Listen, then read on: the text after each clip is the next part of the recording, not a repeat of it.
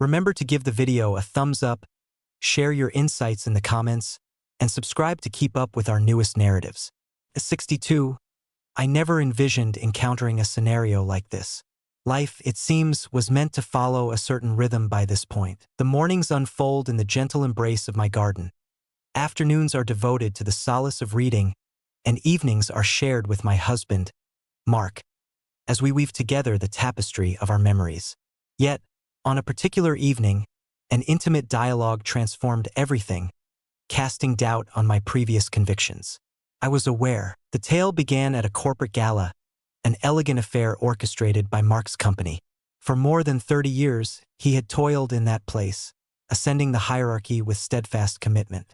Richard Caldwell, his boss, exuded a subtle yet commanding presence, a figure with whom I had merely shared courteous exchanges at past gatherings. In his mid-60s, he stood tall and distinguished, exuding a quiet confidence that appeared entirely effortless. The gala unfolded within the opulent confines of a downtown Chicago hotel, where grand chandeliers illuminated the elegantly attired guests. The atmosphere buzzed with lively conversation, the gentle clinking of glasses, and the soothing strains of a live jazz ensemble nestled in the corner. These events did not capture my interest. The solace of home was my preference. Yet, Mark had been adamant, prompting me to don a simple, navy blue dress and consent to join him. At first glance, everything appeared to be perfectly ordinary. Mark found himself engrossed in conversations with his colleagues, while I busied myself engaging with the other spouses. It was then that Richard made his way toward me. "Evelyn, may I have a moment?" he inquired, his rich voice cutting through the clamor of the room. I paused, uncertainty creeping in. What could Mark's boss possibly desire from me? Yet, I managed a polite smile and nodded, trailing behind him as he guided me down a side corridor, away from the bustling ballroom. The atmosphere shifted, the lively sounds of the gala diminishing into the background. He led me into a secluded lounge, an intimate space bathed in soft light, adorned with a crackling fireplace and plush leather armchairs. The atmosphere was thick with an unspoken tension, palpable yet understated. My heart quickened slightly as I settled into my seat opposite him. "I trust I'm not interrupting anything of significance," he remarked, presenting a faint, somewhat anxious smile. "Not at all," I assured him, though the curiosity bubbling within me was hard to ignore. "What's on your mind?" He exhaled softly, his hands moving together in a gesture that suggested he was in pursuit of the perfect expression. At last he found his voice. "It's about Mark." At that, I sat up straighter in my chair, a knot forming in my stomach. "Is something wrong?" He paused, uncertainty flickering in his eyes. "Not exactly, but there's something I think you should know." The gravity of his words hung in the air, palpable even before they were spoken. His expression bore a seriousness that unsettled me, a quiet intensity that sent my pulse racing. "Evelyn," he continued, his voice a blend of gentleness and resolve. "I've known Mark for a long time. I've observed him as he meticulously crafted his career, uplifted his colleagues, and nurtured his family. Throughout this journey, I've discerned something significant," I said, swallowing hard.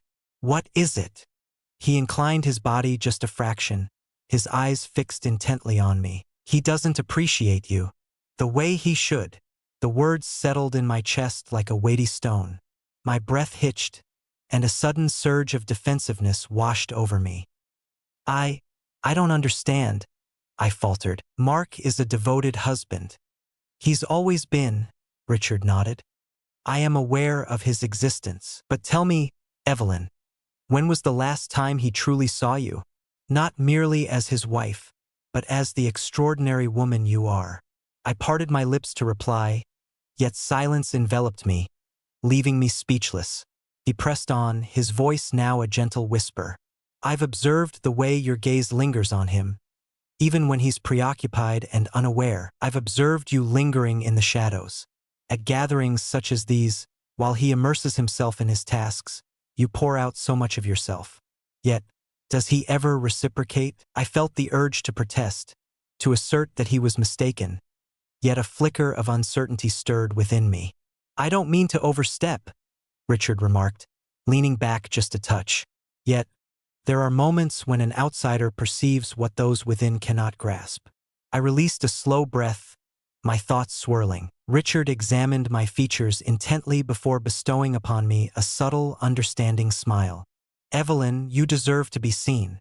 The words resonated deep within me, awakening a part of my soul I had long neglected. In that moment, I found myself paralyzed, caught in a whirlwind of emotions I could hardly comprehend. Richard's words reverberated in my thoughts, awakening a feeling I wasn't prepared to face. You deserve to be seen. Had I truly remained invisible for such an extended period? I sought to dismiss his remarks as nothing more than a casual observation, a gesture of goodwill that, while well-meaning, missed the mark entirely. Yet, beneath the surface, a part of me recognized the truth in his words. Mark was a good man, a diligent provider. He had always been steadfast, dependable. Yet in those hushed moments, the ones that truly counted, when had he last really seen me?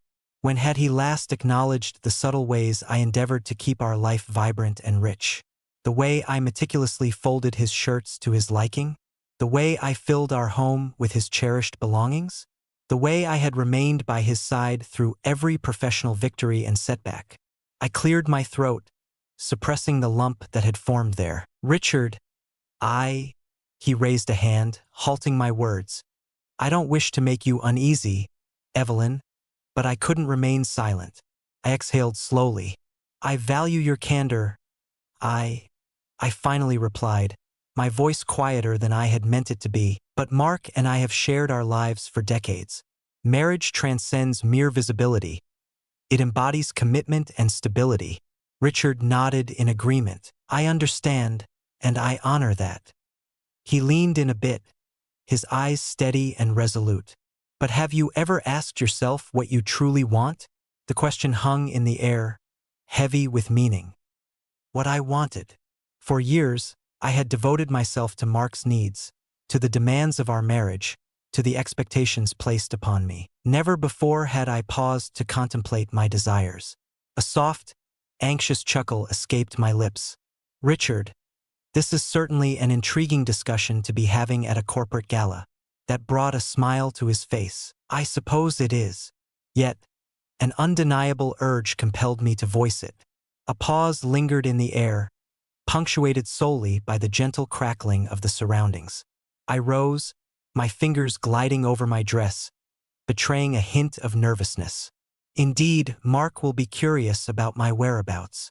Richard nodded, yet his expression held an enigmatic quality. Evelyn just made me a promise. I tilted my head. What is that? Do not disregard my words. Consider it, I mused, pausing for a moment before finally giving a slow nod. All right. He offered a faint smile, stepping aside to indicate the door. As I moved past him, I could feel the warmth of his presence lingering, the heaviness of our conversation still resting on my chest. The gala was still alive with energy when I made my way back. Mark occupied the same spot I had left him, engrossed in dialogue with his colleagues. He didn't notice my presence at first. I lingered at a distance for a moment, observing him intently. His face was alive with expression, his hands gesturing passionately as he spoke. It was a facet of his being that had forever captivated me. His fervor, his relentless ambition. Yet I found myself reflecting on Richard's words. Had Mark ever gazed at me in such a manner? As he finally cast his gaze in my direction, a subtle nod acknowledged my presence before he returned to his discussion. A transformation stirred within me. Richard had sown a seed, and despite my efforts to dismiss it, I was acutely aware that it was already starting to flourish. The journey back was enveloped in silence. Mark positioned himself next to me, his hands tightly clasping the wheel, his eyes intent on the shadowy path that lay before us. The city lights danced in a fleeting haze, yet my thoughts wandered far beyond their glow. Richard's words reverberated in my mind, his voice clinging to me in an unshakable manner. You deserve to be seen. I cast a fleeting look at Mark. He appeared weary, a subtle line of tension etched between his brows. After nearly 40 years of marriage, I had committed to memory every nuance of his visage. The defined contours of his jaw, the way his eyes sparkled with laughter, the manner in which his lips pressed together in deep thought. But when had he last truly seen me? He cleared his throat, shattering the stillness. "Did you enjoy yourself this evening?" The inquiry took me by surprise. He posed the question after each event, each gathering, each dinner party, as if it were a duty rather than a true interest. For a moment, I paused, weighing my response carefully. The experience was quite intriguing. He gave a distracted nod. "Good, good." And just like that, the conversation came to a close. I shifted my attention back to the window, observing the city fade into the distance as we ventured toward the serene suburbs. Upon our arrival, Mark followed his usual routine. He removed his jacket, placed his keys on the counter, and withdrew to his office for a final glance at his emails. I lingered in the kitchen, my gaze fixed on the vacant spot he had occupied moments before. Anger was not what I felt towards him. Not precisely. Mark had always been steadfast, devoted to his craft, unwavering in his habits. He had provided me with a comfortable existence, a life of stability. Yet, Richard's words had stirred something within me, a feeling I could no longer suppress. I strolled into the bedroom and glimpsed my reflection in the mirror. 62 years of life. My once auburn hair now bore the elegant streaks of silver. Faint lines etched themselves upon my face, silent testaments to the years I had traversed. Yet my eyes, unchanged, revealed a truth I had long overlooked. Loneliness. I had always thought this was merely a facet of growing older. This subtle retreat into the shadows, this slow descent into monotony. Yet now, for the first time, I questioned whether it truly was. The following morning, as Mark departed for work, he pressed a kiss to my cheek and remarked, "I'll be home late. There's a significant client meeting." I nodded, a faint smile gracing my lips. "All right, be safe." And just like that, he disappeared from view. I lingered in the doorway for what felt like an eternity before retreating back into the familiar confines of my home. Typically, my days were consumed by a flurry of errands, the rhythm of housework, or the soothing embrace of gardening. Yet today, an unsettling restlessness coursed through me. Before I could rationalize my way out of it, I found myself reaching for my phone and dialing a number. It was a decision I never imagined I would make. Richard picked up on the second ring. "Evelyn?" His voice held a subtle hint of astonishment. I inhaled deeply. "Do you have a moment for a cup of coffee?" A silence lingered between us, and then, gently, as if it were the most natural thing in the world. An hour later, I found myself seated opposite him at a serene cafe by the lake. The aroma of roasted coffee beans mingled with the scent of fresh pastries in the air. Outside, the autumn leaves twirled gracefully in the gentle breeze. Richard regarded me with a subtle, inquisitive gaze. "I found myself uncertain about whether I would hear from you." I swirled my coffee, observing the delicate dance of cream merging with the deep, dark liquid. Uncertainty lingered in my mind about making the call. He nodded, patiently awaiting my decision. I released a slow breath, contemplating your words. His face held an inscrutable expression. After a moment of hesitation, I finally met his gaze. "You were right." A spark flickered in his eyes. There was an elusive feeling, one I struggled to articulate. "Evelyn, I'm not suggesting that I harbor any regrets about my life." I interjected softly. "Mark and I have forged a bond that is both resilient and authentic. Yet, in the midst of it all, I believe I lost sight of how to desire something for my own sake." Richard leaned in a bit, and I felt a lump in my throat. At this moment, uncertainty washed over me. A hush enveloped us, punctuated solely by the faint murmur of voices in the background. At last, Richard broke the stillness, his tone soft. "I just want you to be happy." I gazed at him, truly gazed at him. Here was a man with no justification to intrude upon my existence. No cause to utter the words he had, save for the fact that he had perceived something within me that I had yet to recognize. In that moment, clarity washed over me. I was faced with a decision. I remained seated, my gaze fixed on Richard, who sat opposite me at the quaint cafe table, my fingers encircling the comforting warmth of my coffee cup. All I desire is for your happiness. His words lingered in the atmosphere, weighty yet tender, reminiscent of a truth I had long evaded. For years, I convinced myself that contentment sufficed, that security, stability, and loyalty formed the foundation of a fulfilling existence. And indeed they were. Yet Richard had revealed something else within me, something I had not even realized was absent, a yearning to experience. I inhaled deeply, the burden of my reflections bearing heavily upon me. Richard, I find myself at a loss with all of this. His gaze gentled. You needn't do anything, Evelyn. Simply ponder what brings you joy. When was the last occasion you indulged in something solely for your own sake? I began to speak, yet hesitated. When indeed was that moment? I had devoted years to ensuring Mark felt supported, that his career, his aspirations, and his universe remained unscathed. I had crafted a life steeped in order and routine. Yet I found myself questioning my own identity. As I took a sip of my coffee, the rich, bitter warmth enveloped me, providing a fleeting sense of grounding. Who am I beyond the confines of my marriage? I found myself surprised by my own words. Richard offered a small, knowing smile. Perhaps it is time to discover the truth. I released a soft, anxious chuckle. It sounds utterly daunting. Perhaps, but there's an element of thrill in it, wouldn't you agree? I remained silent. I was unable to respond. Deep within, I recognized the truth in his words. We lingered in silence for a time, the world beyond continuing its relentless pace. Cars gliding by, laughter echoing, and the wind whispering through the golden leaves of autumn. Life didn't stop for contemplation, yet perhaps for the first time I found it necessary. At last, I placed my cup aside and locked eyes with him. I can't predict what lies ahead, Richard, but I am certain that it's time for me to begin truly living once more. A smile danced at the edge of his lips. That was all I wished for you to understand. On that night when Mark returned home, I was already perched at the kitchen table, waiting. He scarcely glanced in my direction as he settled into his seat, placing his briefcase on the floor and loosening his tie. Long day, he murmured. I'm exhausted. I observed him for a moment. This man with whom I had woven a life, this man I had cherished for years.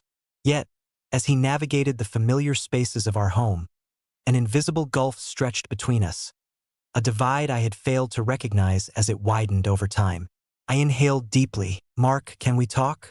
He paused, finally casting a glance in my direction. About what? I swallowed hard. About us?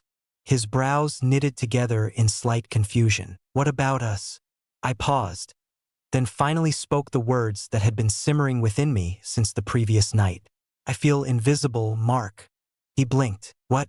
It seems I've devoted countless years to being the wife who stands by your side, who ensures the wheels of our life keep turning, who maintains the balance in our world. And my love for you is unwavering. Yet, somewhere in this journey, I faded from view. He furrowed his brow, clearly taken aback. Evelyn, where is this coming from? I shook my head. It's been there for a long time. I simply never allowed myself to voice it. He took a seat opposite me, his hand moving over his face in contemplation. I had no idea you felt this way. I observed him intently. Have you ever pondered? He remained quiet. In that instant, I came to a painful realization. Mark was not an unkind husband. He did not act with malice or intentional disregard. He had merely believed, as I did, that marriage was synonymous with routine. That sense of comfort sufficed. We no longer felt the need to reach out to one another as we had in the past. Yet that was not truly living. That wasn't love. Not anymore. What do you mean? He finally inquired, his tone laced with caution. I took a deep breath. It's time to reclaim my life for myself. His expression dimmed a shade. Are you leaking me? I paused, then slowly shook my head. I can't predict what the future has in store, Mark. But one thing is certain. I can't continue to appear this way. For the sake of our marriage, a transformation is essential. He gazed at me intently, and in that moment, after so many years, I caught a glimpse of something stirring in his eyes. Awakening. Perhaps there was an opportunity to mend this. Perhaps there was not. Yet, after years of uncertainty, I felt prepared to uncover the truth.